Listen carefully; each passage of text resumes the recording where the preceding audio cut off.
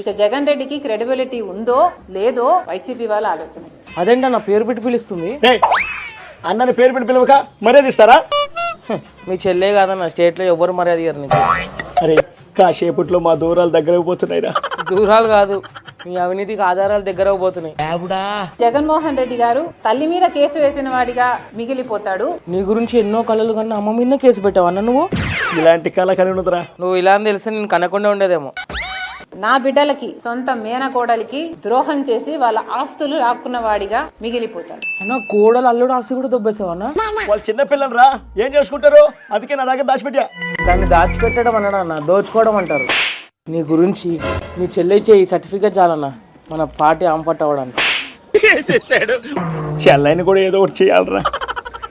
Already మన గురించి తెలుసు, చూపిస్తా. బాబాయ్నే అనుకున్నా, చెల్లెని కూడా. మారువా నువ్వు మారోరా.